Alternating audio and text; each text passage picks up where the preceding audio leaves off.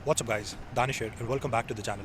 अब I no मैं बहुत टाइम बाद आज आपके सामने आ रहा हूँ। आई जेन्युइनली होप आप बहुत ही world class health and wellbeing में होंगे।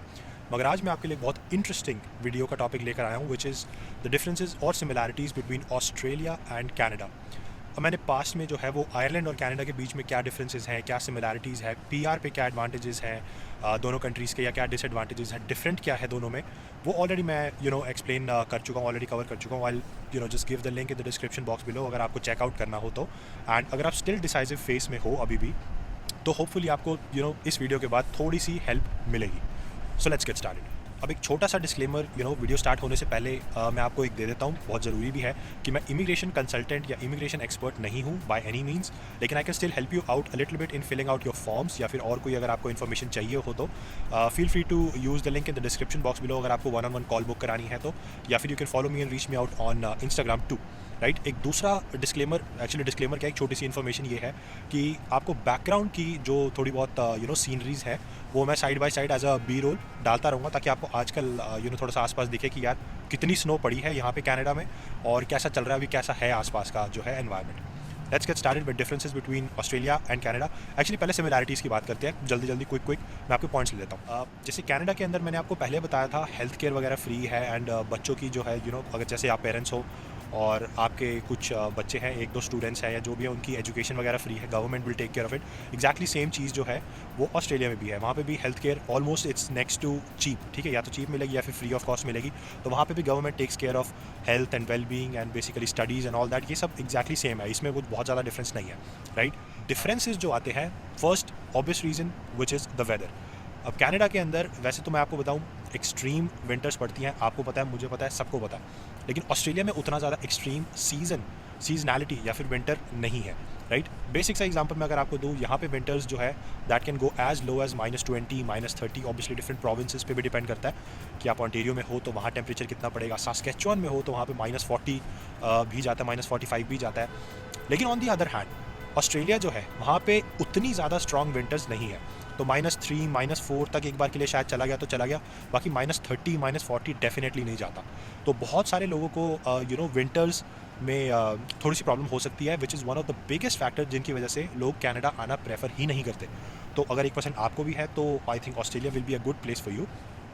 लेकिन कनाडा के अंदर एक स्पेशलिटी ये है कि अब खास करके टोरंटो की मैं बात करूँ, बाकी सारे प्रोविंसेस की मैं बात नहीं कर रहा, जितने भी बाकी सारे सीज़न हैं जैसे विंटर्स, समर, स्प्रिंग, ऑटम, ये जो जितने भी होते हैं, ठीक है, रेनी सीज़न, ये आपको एडिक्वेट अमाउंट में खास करके टोरंटो के अंदर मिल जाते हैं। ठीक है, वहाँ पे जो है मे बी इतने सारे सीज़न, ऑब्वियसली वहाँ पे भी आप पर्थ में जा रहे हो, मेलबर्न में जा रहे हो, सिडनी में जा रहे हो, वैसे डिपेंड कर सकता है, लेकिन ऑब्वियसली हार्शनेस जो है विंटर्स की वो यहाँ थोड़ी ज़्यादा है as compare to Australia.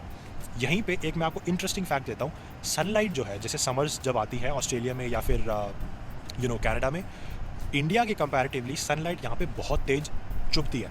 Right, क्योंकि ओजोन लेयर नहीं है, पोल्यूशन फ्री कंट्रीज़ है दोनों के दोनों, ऑस्ट्रेलिया भी और कनाडा भी, तो सनलाइट उतनी तेज़ जो है यहाँ पे बहुत तेज़ चुभती है। तो आपको ऑब्वियसली बेसिक चीज़ें हैं जैसे सनस्क्रीन लगा के रखो एंड वगैरह वगैरह, वो सब चीज़ों में मैं ज़्यादा डिटेल में जाऊँगा नहीं।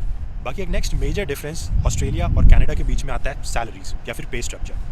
राइट, अब मैं ऑब्वियसली हर बार अपनी वीडियोस में technical and cloud and data science and all of these domains के बारे में बात करता हूँ, तो मेरे को कमेंट जनरली आते हैं कि पर आवर वेज का क्या, तो मैं आज पर आवर वेज से एक्चुअली स्टार्ट करता हूँ। अगर आप कनाडा की बात करो, you will get somewhere around $15-17 depending upon आप कहाँ पे काम कर रहे हो, जैसे वॉलमार्ट में या टिम हॉर्टन्स में या स्टारबक्स में। अगर आप 1% अपने कॉलेज में या यूनिवर्सिटी में टीचिंग असिस्टेंट हो, that is a different thing.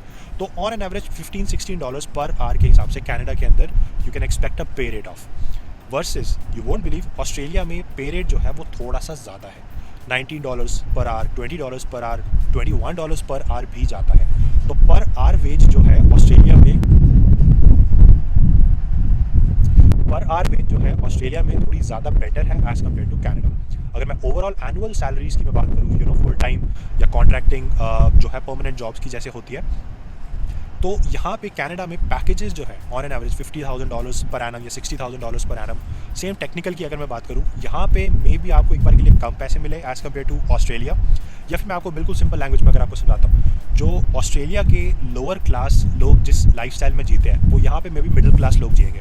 तो बेसिकली आप कंपैरिजन थोड़ा सा आप देखो तो वहाँ के lower class might be equal to यहाँ के middle class. Right, lower middle class, upper middle class. तो क्योंकि वहाँ पे सैलरी ज़्यादा है, यहाँ पे कम है, ऑब्वियसली वहाँ पे एक्सपेंसेस भी थोड़े से आप ज़्यादा एक्सपेक्ट कर सकते हो एज़ कम्पेयर टू कनाडा। तो यहाँ पे जो है basic, obviously inflation and all that बहुत सारी चीज़ें आती है, लेकिन मैं आपको जस्ट ऑन एन एवरेज बता रहा हूँ, थोड़ी सैलरीज ऑस्ट्रेलिया में ज़्यादा है एज़ कम्पेयर टू कनाडा, इसलिए वहाँ पे थोड़े से एक्सपेंसेस भी ज़्यादा है एज़ कम्पेयर टू कनाडा। अब एक नेक्स्ट पॉइंट आता है जॉब्स को लेके। अब देखो यार, ये इस पॉइंट में आपको इतने ज़्यादा कॉन्फ्लिक्टिंग ओपिनियंस मिलेंगे कि यार मैंने उस यूट्यूब वीडियो पे देखा कि यार वहाँ पे जॉब ज़्यादा है एज़ कम्पेयर टू कनाडा में, या जो भी है Quora.com पे आप पढ़ोगे कुछ और, रेडिट पे पढ़ोगे कुछ और। टू बी ऑनेस्ट मैं आपको हाई लेवल बताऊँ, जॉब्स में उतना ज़्यादा डिफरेंस दोनों कंट्रीज़ में नहीं है, राइट। डिपेंड करता है कि आप हो कहाँ पे। अगर मैं आपको बोलूँ कि यार कनाडा में टेक्निकल मार्केट बहुत हाई है, लेकिन आप चले जाओ सास्कैचुआन, तो that will be a false information, right. तो आप जहाँ पे, अब जैसे आप पर्थ में जा रहे हो, they might be a little bit different market, Melbourne में जा रहे हो तो डिफरेंट मार्केट है, आप सिडनी में जा रहे हो तो डिफरेंट मार्केट है। सेम चीज़ यहाँ पे है, टोरंटो में डिफरेंट मार्केट है, वैंकूवर में डिफरेंट मार्केट है, एंड सास्कैचुआन में डिफरेंट मार्केट है। लेकिन अगर मैं ओवरऑल की आपको बात करूँ, फाइनेंसेस बहुत बढ़िया आपकी दोनों कंट्रीज़ में है, जॉब्स आपको मिल जाएंगी। MBAs वगैरह जैसे अगर आपको करनी हो तो अकाउंटिंग में, फाइनेंशियल एनालिस्ट अगर आपको बेसिकली बनना हो तो टेक्नोलॉजी की जॉब्स बहुत अच्छी हैं। खुद अगर आपने अपना बिजनेस स्टार्ट करना हो उसके लिए बहुत अच्छा है, government will help you out a lot in both the countries, ठीक है। कोई कंट्री बेटर या वर्स नहीं है इन दोनों केसेस में। तो जॉब्स की आप उस वाइज टेंशन मत लेना, सैलरीज आपकी वहाँ पे थोड़ी ज़्यादा है एज़ कम्पेयर टू कनाडा, मगर आपके एक्सपेंसेस भी वहाँ पे थोड़े ज़्यादा है as compare to Canada. Inflation को थोड़ा सा भी फिलहाल के लिए साइड में रख के मैं बता रहा हूँ। अब एक फाइनल फैक्टर आता है परमानेंट रेजिडेंसी को लेके। जब भी कोई स्टूडेंट, या फिर बेसिकली मैं आपको इमिग्रेंट बोलूँ, चाहे वो वर्किंग प्रोफेशनल हो जाए, चाहे वो स्टूडेंट हो जाए, या जैसे भी हो जाए, अगर 1% आपका बाहर स्टेबल होने का प्लान है, राइट, तो कहीं ना कहीं ये चीज़ दिमाग में आती है कि यार वहाँ पे परमानेंट रेजिडेंसी मिलना आसान है या मुश्किल है as compare to Canada, right. तो इनमें क्या डिफरेंस है? तो परमानेंट रेजिडेंसी ऑस्ट्रेलिया में थोड़ी सी मुश्किल है एज़ कम्पेयर टू कनाडा, लेकिन उसके पीछे मैं आपको रीज़न बताता हूँ। कनाडा जो है वो टोटल इमिग्रेंट से ही बना है एक तरीके से। बहुत इंडियंस है, चाइनीज़ है, एंड दुबई से भी लोग यहाँ आते हैं, अमेरिका से भी जो बाकी सारे इमिग्रेंट्स हैं वो यहाँ आते हैं, सिंगापुर एंड ऑल दैट, बहुत सारे इमिग्रेंट्स कनाडा आते हैं, बहुत सारे इमिग्रेंट्स जो हैं वो ऑस्ट्रेलिया जाते हैं। लेकिन कनाडा में परमानेंट रेजिडेंसी अप्लाई करने के बहुत सारे पाथवेज हैं। There is something called as PNP, आप एक्सप्रेस एंट्री कर सकते हो, AIPP, CEC, right, Canadian experience class. तो बहुत सारे प्रोग्राम्स हैं जिनके थ्रू आप परमानेंट रेजिडेंसी अप्लाई कर सकते हो। ऑस्ट्रेलिया में मे भी उतने सारे ना हो। बात सारी घुमा फिरा के आपके पॉइंट्स पे आ जाती है कि आपके जहाँ ज़्यादा पॉइंट्स बने आप वहाँ पे अपनी परमानेंट रेजिडेंसी अप्लाई कर सकते हो, राइट। अब आप चाहे ट्रकिंग बिजनेस में हो, या ट्रकिंग जॉब में हो, चाहे आप टेक्नोलॉजी जॉब में हो, बिजनेस आपका खुद सोल प्रोप्राइटरशिप या इनकॉर्पोरेशन कुछ ऐसे में हो, सारी की सारी चीज़ें will come down to the fact कि आपके पॉइंट्स कितने बन रहे हैं, राइट। और ये पॉइंट्स का मैंने ऑलरेडी अपनी पुरानी वीडियोस में डिस्कस कर रखा है, लेकिन मैं आपको हाई लेवल में बता देता हूँ। आपके जो आपका बैक होम जैसे इंडिया में कितना आपका वर्किंग एक्सपीरियंस है, दैट विल बी कैलकुलेटेड। आपकी एज कितनी है, आपका मैरिटल स्टेटस क्या है, that will be calculated, right. आपका ओवरऑल जॉब एक्सपीरियंस जैसे कनाडा एंड इंडिया मिला के हो गया, दैट विल बी कैलकुलेटेड।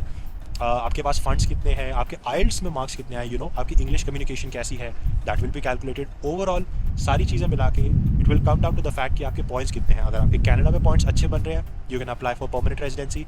अगर आपके ऑस्ट्रेलिया में पॉइंट्स अच्छे बन रहे हैं तो you can apply for permanent residency. छोटा सा फन फैक्ट मैं आपको और दे देता हूँ। जैसे कनाडा में डिफरेंट प्रोविंसेस के अंदर डिफरेंट स्कीम्स या डिफरेंट सिस्टम्स चलते हैं। जैसे कि अगर आप वैंकूवर जाना चाहो तो वहाँ पे अगर आप बाहर से ही अपनी एक्सप्रेस एंट्री या PNP अप्लाई कर रहे हो तो you might need a job, versus अगर आप ऑन्टेरियो आना चाहो जो कि डिफरेंट प्रोविंस है कनाडा में, you might not need a job. तो बिना जॉब के भी आप अप्लाई कर सकते हो, बट वहाँ पे आपको जॉब चाहिए होगी। तो इस टाइप के छोटे मोटे डिफरेंसेस आपके ऑस्ट्रेलिया में भी होंगे। जैसे कि मान लो अगर आपको पर्थ में अपना परमानेंट रेजिडेंसी अप्लाई करना है तो उसके में भी आपको थोड़े से अलग रूल्स मिले एज़ कम्पेयर टू अगर आपको one of the big cities जैसे कि सिडनी या फिर मेलबर्न में परमानेंट रेजिडेंसी अप्लाई करनी हो तो उसके में भी पॉइंट्स थोड़े से आपको ज़्यादा चाहिए होंगे। लेकिन अगर आपके पॉइंट्स, ऑलवेज रिमेंबर कि अगर आपके पॉइंट्स जो है वो कट ऑफ से ऊपर जा रहे हैं, you will get the permanent residency. ये बेसिक से जो है डिफरेंसेस या फिर सिमिलैरिटीज़ हैं दोनों कंट्रीज़ के बीच में। और अगर 1% आप डिसाइड कर रहे हो दोनों में से कौन सा आपको चूज़ करना है, you can take all of these factors into consideration, weather कैसा है कैसा नहीं है, आपको बेस्ट कौन सा सूट करता है उसके हिसाब से you can take a decision on. इसके अलावा एक थर्ड कंट्री आयरलैंड का भी आता है जिसके बारे में मैंने अपनी वीडियो में ऑलरेडी डिस्कस किया हुआ है। I give you the link in the description box below. And that was pretty much it आज की वीडियो के लिए। आई होप आपको थोड़ी सी 1 या 2% हेल्प करी होगी। अगर आपको इसके अलावा भी कुछ क्वेश्चंस हैं, मेरे को पर्सनली रीच आउट करना चाहते हो तो Instagram might be your best friend, आप 1-on-1 भी बुक कर सकते हो, जैसे भी चाहो। I will always be available for you and thank you so much once again for taking the time to watch the video. Wish you all the very best and take care.